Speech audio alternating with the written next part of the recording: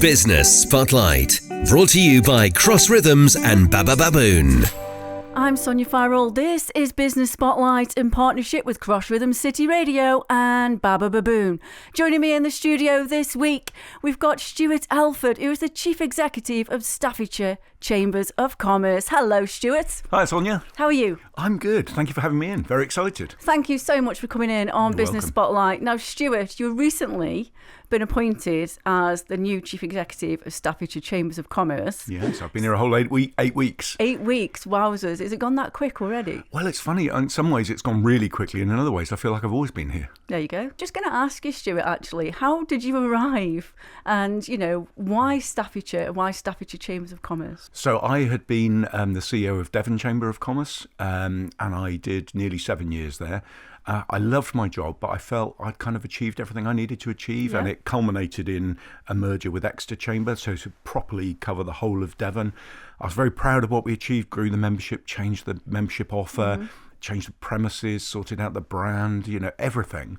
But I felt I'd achieved everything I could. And it's a relatively small chamber, so 11 members of staff and a CEO and about 600 members. And I didn't really know what I was going to do. I thought, well, I'll do a bit of business consultancy, which is a euphemism for being unemployed, really. You sort of scrabble around looking for bits of work. I just needed time to kind of reset. Yep. Then the job popped up for Staffordshire Chambers of Commerce CEO, and it just instantly, I thought, oh dear, I miss Chamber World. I realised how much I miss it. Okay. And in fact, my previous chairman once said to me, this job's perfect for you, isn't it? It's the perfect job for you. And I said, yeah, it's everything. There's so much variety. It uses the skills I've got, the experience I've got.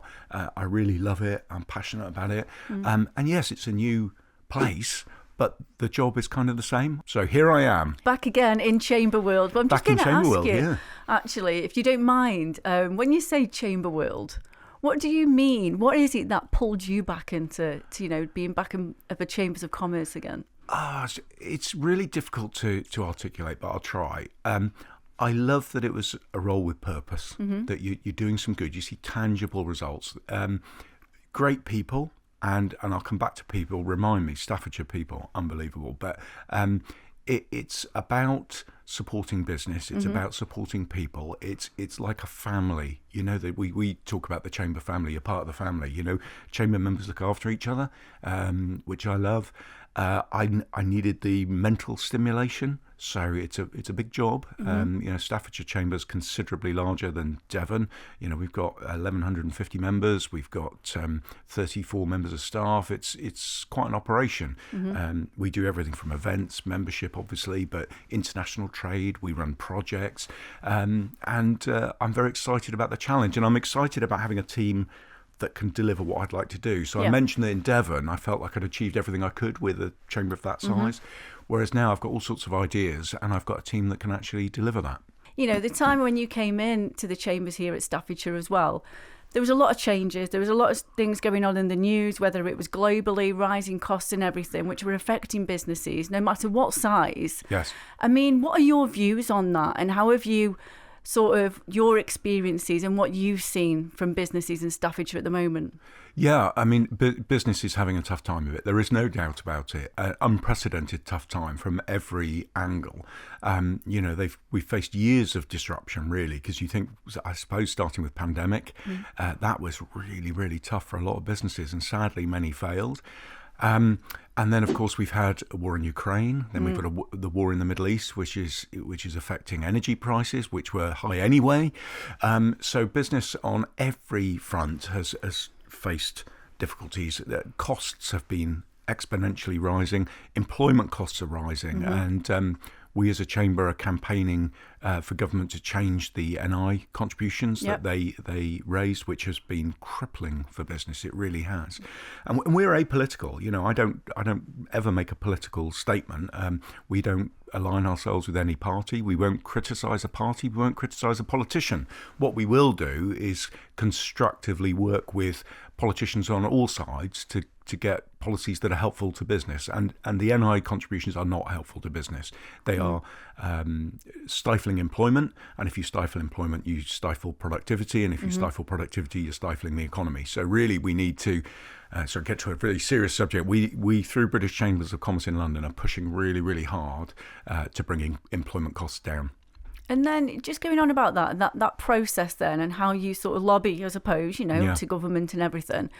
But starting here locally, how does that work, that process? Are you openly, actively as a chamber speaking to businesses to obviously gather information, which you then take to the government? How does it all work? Exactly that. So we provide evidence to government of what the issues are. I remember in my first week in Devon, an MP walked in, and before I'd open my mouth, he said, "Don't tell me you need a better railway line. Everyone needs a better railway line. Give me evidence." And I thought, well, he makes a valid point. You can't just say, I want. You have to say why and what it will do. So our role is to gather that intelligence. And Chambers of Commerce, we're all independent, but our trade body, if you like, is the British Chambers of Commerce. Yeah. We're accredited by them. And they have a very big policy and lobbying arm. So chambers are local representation with national influence and international reach. And that's what makes chambers different from anything else. We represent businesses of all sizes, all sectors. We're completely open to every business type, every size and every sector.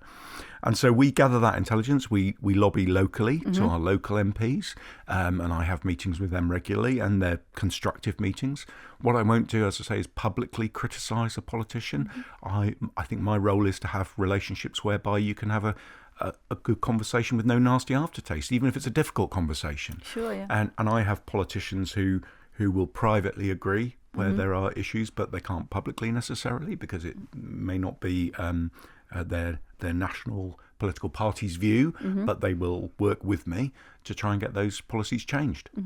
And, and a couple of things that spring to mind as well, especially locally, and challenges that have been faced in the ceramics industry, here in Stoke-on-Trent particularly, but also the hospitality sector. Yes. Now, the hospitality sector, I've spoken to quite a few businesses. I actually know of one recently, which was a local sort of a pub, which did lovely food, but is now suddenly closed again because of this impact that's coming and the costs and everything. But how is the chamber? Is the chamber actually getting involved in supporting the hospitality sector? Yes, and we have various sector forums. So we've got a manufacturing one, digital one, and so forth. But we've just started a hospitality and leisure forum to support them particularly.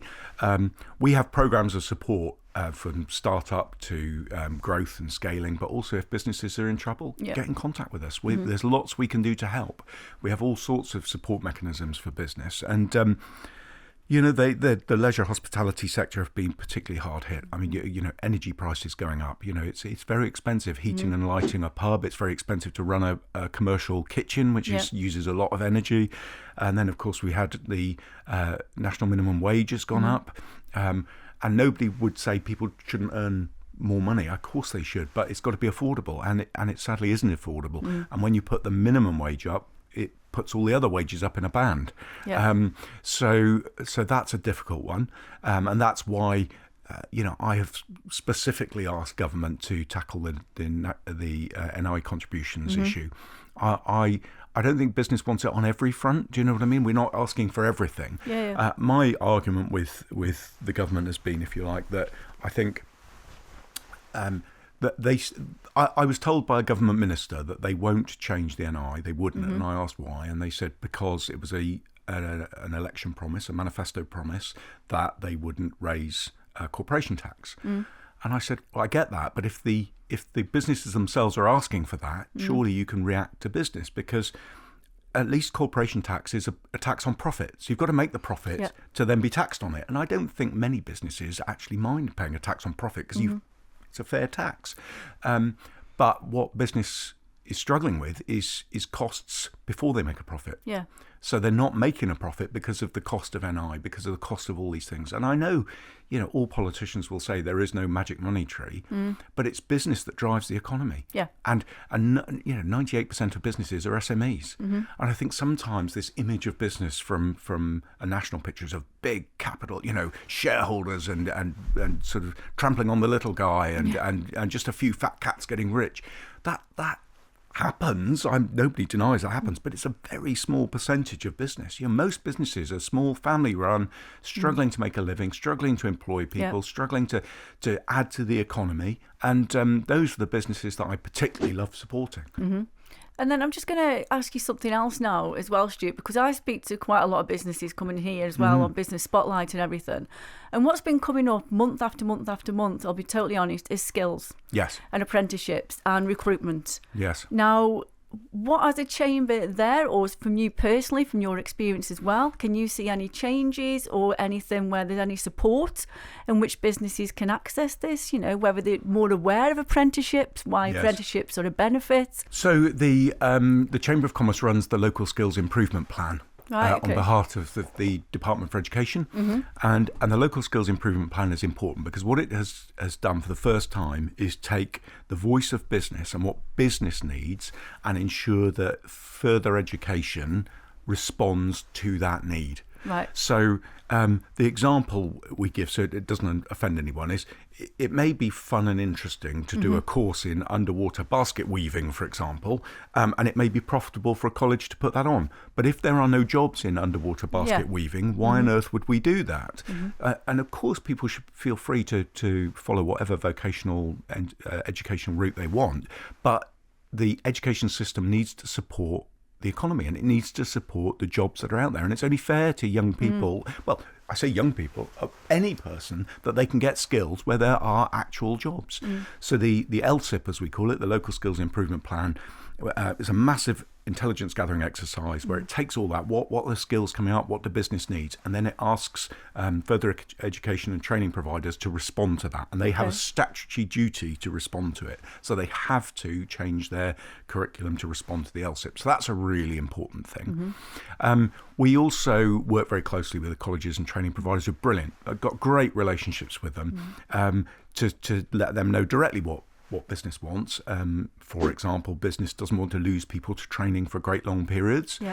They would rather have help from colleges and training providers to do in-house short courses and to accredit those courses. So some people will say, well, we can train young people, but we want it structured and accredited and so forth.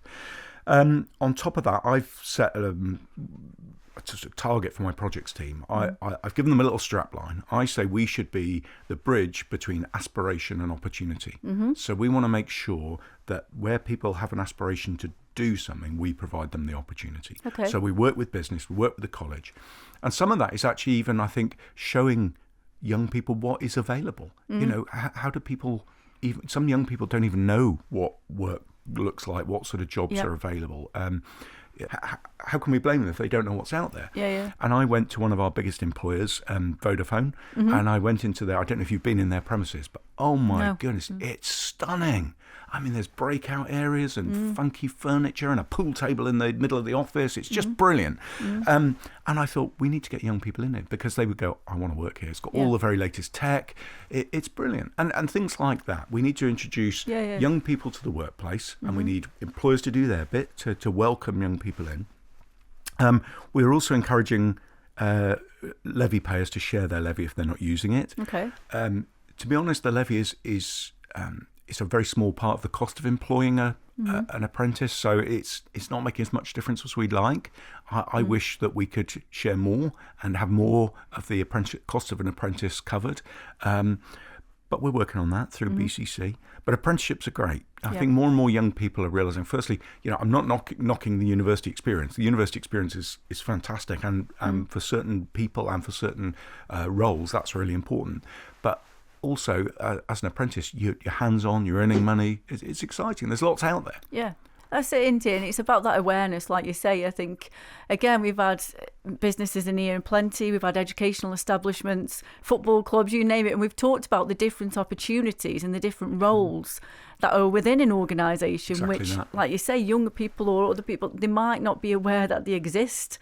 And it is about getting that across, isn't it? Sort of educating in a different way, perhaps. Yes. If I could use an example from Devon, forgive me using a Devon example because I haven't yet met everyone in Staffordshire, I'm trying, but we had Princess Yachts at a careers fair and nobody was speaking to them. And I don't know if you know, but Princess Yachts is the largest boat builder in Europe. They produce these luxury yachts and super yachts. And nobody was speaking to them. And so they'd say that we sort of had to basically chase young people down the corridor saying, why are you not speaking to us? And they said, well, I don't want to build boats. And they said, well, we do more than that. What do you want to do? And they'd say, well, I want to be a graphic designer. We've got a team of 20 or 30 graphic designers. Come and work for us on exciting projects. So again, you can't blame the young person. If they don't know what's there, how can you blame them for not having that aspiration? So I want to provide them the aspiration, but then be the bridge from aspiration to opportunity. And I'm just going to ask you just a couple of things, but one thing in particular, Stuart, we've talked about challenges. Yes. Businesses are facing. But what about some positives? Have we got any positives which you can shed a little bit of a light on what's perhaps coming or has already started for 2026? Well, we've seen that the government have announced a multi-million-pound support for the ceramics industry, which is fantastic.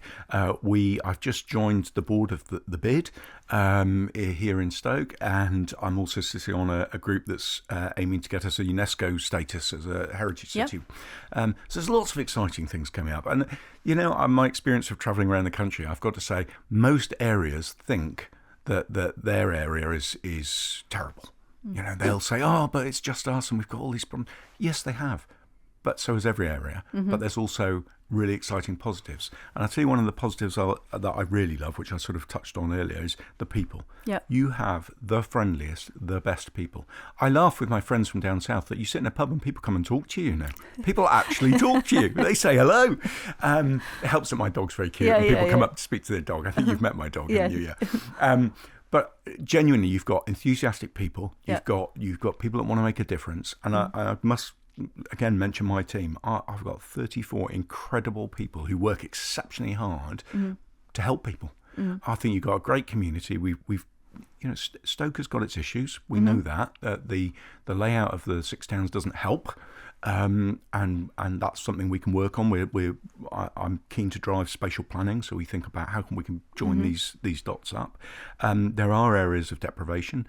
I'm particularly fond of Stone and Trentham, beautiful areas, but we can't pretend there isn't areas of deprivation. So our role, all of us, I don't mean just the Chamber, because the Chamber on its own can't solve these problems, but our role is to do what we can to lift the opportunities of people, but especially young people, and make the area better. And what Chambers are good at is convening and facilitating. So I can't necessarily solve the problem myself, but I can bring people together in a room who can tackle these issues the best we can. 100%. And I'm just going to ask you one final question then, Stuart. As Chief Executive of the Staffordshire Chambers of Commerce, coming in just this year, 2026, what is your vision? Oh, well, I'm still working it up. What I've done is I told the board when I was recruited that I'd spend the first 3 months listening and learning, because I don't want to just come in. I may have run a chamber, and I do. It sounds arrogant, but I know how to run a chamber. I've done it, but I don't know about Stoke-on-Trent. I don't know about Staffordshire, and I don't know about Staffordshire Chambers of Commerce. So I've spent the last few weeks on a listening and learning exercise. It's about evolution, not revolution. The Staffordshire Chambers of Commerce is a very successful chamber. It's doing very well. It's got great membership. It's got really exciting projects. We won Best Chamber of the Year a few years ago. My mission will be to win that again. But what I can tell you is that I want to expand our reach and our influence, and particularly into communities we don't usually reach into. So Chambers of Commerce still occasionally have an image of being pale, male and stale, as they say. White guys in suits, which is easy for me to say because I am a white guy in my 50s in a suit, but that doesn't represent our membership. And I want to reach people from different ethnicities, different age groups, different communities, people we don't normally reach. And I've got ideas on how to do that, but we welcome everyone, all sizes, shapes, colours. Honestly, we are a completely open organisation, and I want to make sure that we represent the demographic of the wider community. Stuart, thank you so much for coming on Business Spotlight. You enjoyed it? I have. It's gone too quickly. I'm enjoying it. There you go. You'll have to come back, Stuart. Anytime. Really would be anytime. And thank you for hosting me. No problem. That's Stuart Elford, Chief Executive of Staffordshire Chambers of Commerce, here on Business Spotlight with me, Sonya Farrell. Business Spotlight, shining a light on our local business community. Brought to you by Cross Rhythms and Baba Baboon.